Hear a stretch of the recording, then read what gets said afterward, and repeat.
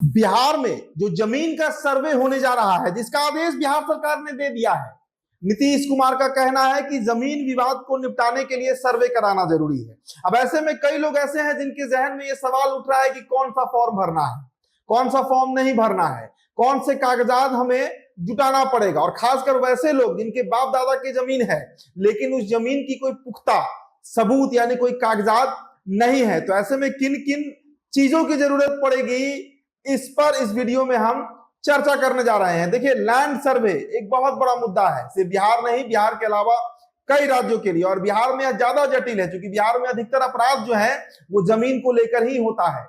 CO काफी परेशान रहते हैं। जी हां, तो अब नीतीश कुमार ने भू अर्जन पदाधिकारियों को यह निर्देश दिया है कि सर्वे कराइए और पता कीजिए कि कौन सी जमीन किसकी है।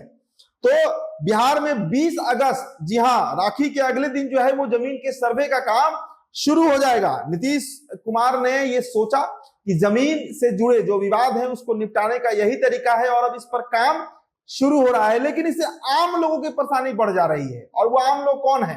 खासकर वैसे लोग जिनके बाप दादा की जमीन बहुत ज्यादा है और उसके कागजात उनके पास आज के डेट में मौजूद नहीं है। वो क्या करेंगे? वो डरे हुए हैं कि अगर अधिकारी आते हैं, दस्तावेज मांगते हैं तो क्या किया जाएगा। अब देखिए, जिला रजिस्ट्री कार्यालय और समरालय के रिकॉर्ड रूम यानी अभिलेखागार में रखे गए पुरखों के केवाला के कागजात, साथ ही खतियानी जमीन के रजिस्टर्ड दस्तावेजों की खोजबीन इन दिनों बहुत बढ़ गई है।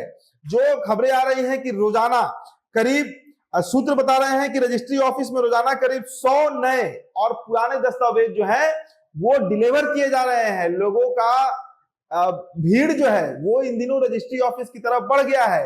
सभी लोग चाहते हैं हर जिले में कि उनका जो खेत है, उनका जो गांव में जमीन है, जो घर है, उसका पुख्ता पेपर उनके पास रहे ताकि सर्वे में वो ये दिखा सके कि ये जमीन पर मालिकाना हक उनके बाप दादाओं का रहा और अब उनका है।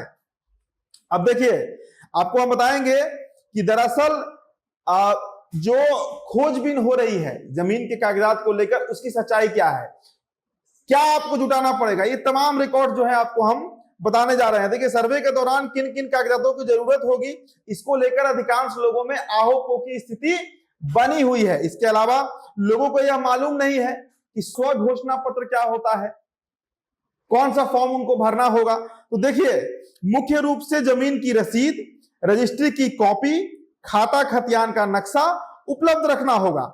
आवेदन सर्वे ट्रैकर नामक ऐप पर भी की जा सकती है। भूमि सर्वे के लिए स्व घोषणा एवं वंशावली को ऑनलाइन अपलोड करना होगा।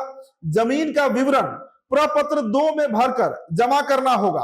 ऑनलाइन के साथ ऑफलाइन आवेदन की भी व्यवस्था की गई है। इसके अलावा आपको बताएं कि फॉर्म भरने के दौरान जिन कागजातों की जरूरत पड़ेगी, अब देखिए, आप नोट कर लीजिए, आप स्क्रीन पर भी देखिए लिखा हुआ है, उनमें मृत जमाबंदी रैयत की मृत्यु तिथि, इसके अलावा मृत्यु प्रमाण पत्र, जमाबंदी संख्या की विवरणी बाई मालगुजारी, रसीद संख्या वर्ष के साथ, खतियान का नकल अगर उपलब्ध हो तो, दावाकृत भूमि से संबंधित दस्तावेजों का विवरण, अगर सक्षम न्यायालय का आदेश हो तो आदेश की जो ओरिजिनल कॉपी होगी यानी सच्ची प्रति, आवेदनकर्ता या हित अर्जन करने वालों का यानी मृतक का वारिस के संबंध में प्रमाण पत्र बहुत जरूरी है कि आप ही वारिस है, इसका भी प्रमाण पत्र देना होगा।